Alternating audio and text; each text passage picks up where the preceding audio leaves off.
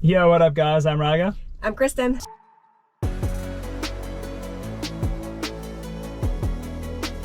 We're going to answer a common question from a lot of new wingers, and Kristen and I have spent the last year now learning how to wing, and we're going to cover the topic of how long or how many sessions does it take to learn how to wing foil. And the obvious answer here is it depends. So for myself, I would say it was right around session number 6 that things started to really click for me.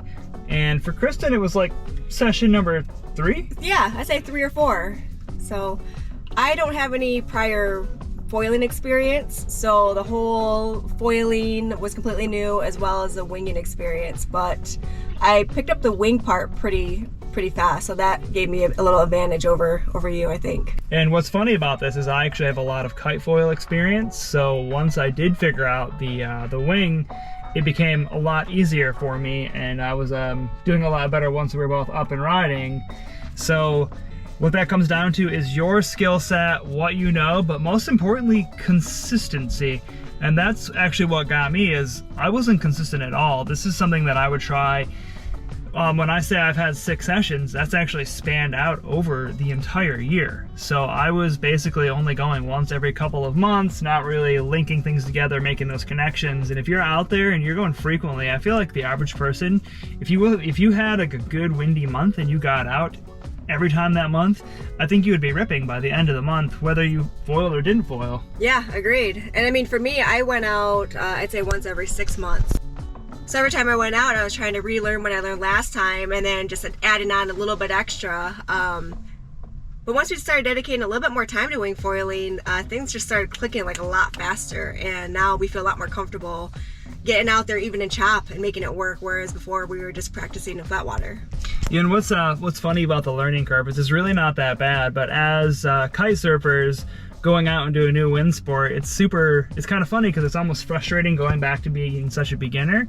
And being experienced kiteboarders, it was actually a little frustrating going back and trying to relearn a wind sport and trying to figure out how to sail this completely different shape. I mean, there's no lines, there's no control bar, just your direct arms. And yeah, the hardest thing for me was just building the muscle memory. But what I realized once we did get consistent, because we have been consistent this last month, is every session that I've gone out, it's just a little bit better. I understand a little bit more, and it was building that muscle memory.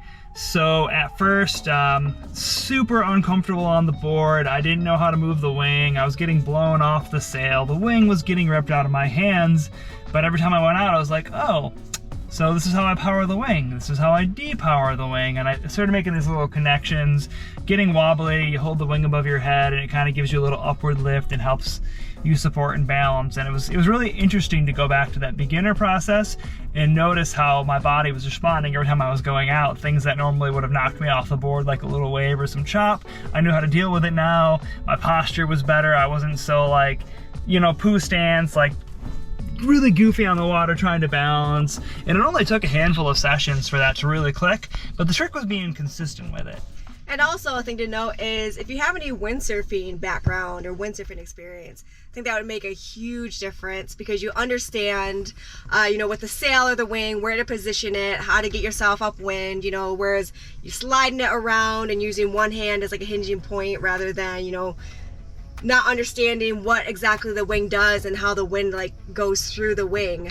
So I think if you have windsurfing experience, or if you even have hydrofoiling experience, you already have a great head start into getting into the sport. Yeah, and I guess onto that note, we can touch on another subject about lessons. And I think kind of one of the fun things about wing surfing is it's one of the few wind sports where you could probably get away without doing a lesson. But I think that taking a lesson or even doing like videos online to understand the wing would go a long way. And what's kind of fun about the wing too is you could even go out like in the snow with a snowboard, or on a frozen lake with a pair of ice skates, a skateboard, literally anything where you can just get a feel for how that wing flies. And you definitely need to be on something where you're actually sailing with it. And just going out like on a stand-up paddleboard with a stick-on dagger fin would go a long way.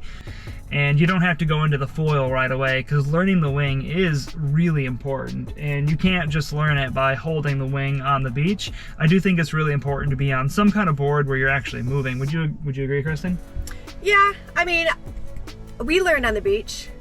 So I do think standing on the beach, understanding the wing first is where you start. I do think that is a huge advantage, just understanding how to hold the wing, how to maneuver it without causing any damage to yourself or to the wing.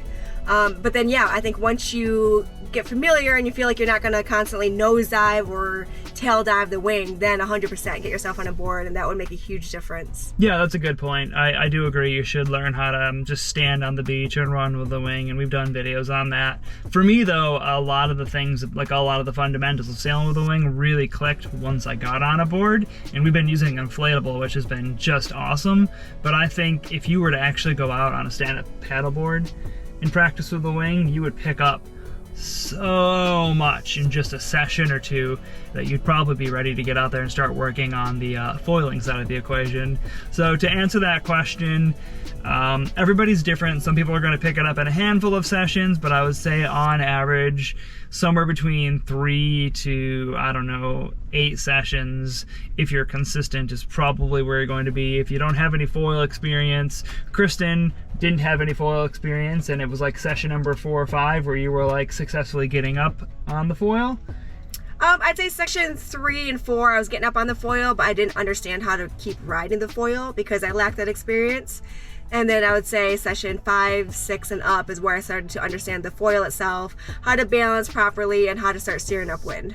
And then from there, like anything, it's just time on the water. And one thing to remember too is, you know, just like kiting, your progress is going to just be up and down, up and down. We had one day where the wind was good, strong, we were able to get up just fine, and then the next day the wind was a little lighter, a little gustier, the water was a little bit choppier, and we struggled a little bit more, you know? That's just a part of how it goes. Conditions matter a lot, and I did just do a vlog on this with my progression of learning, but you want, you know, at least 20 knots of wind, flat water, smooth wind. So if you're going out in choppy water, if you're going out in waves, if you're going out in gusty wind, you're going to take a few steps back because it takes time to learn it. And there is, just like kiteboarding, there's 3 skill sets to learn. There's a light wind skill set to learn, a moderate wind skill set to learn, and a high wind skill set to learn. And obviously you want to start in the moderate wind, the 20 knots, with smooth, easy conditions, and it should be a lot easier for you. And if you don't have that, it's still doable, but it might take a bit longer. If you live somewhere with super light wind or super strong wind in choppy water, that's just going to make that learning curve a little bit longer. But yeah, if you have any questions on this or what it's like learning or about wing foiling in general, drop it in the comments. And if you found the video helpful, give it a thumbs up, hit that subscribe button. We'll catch you later.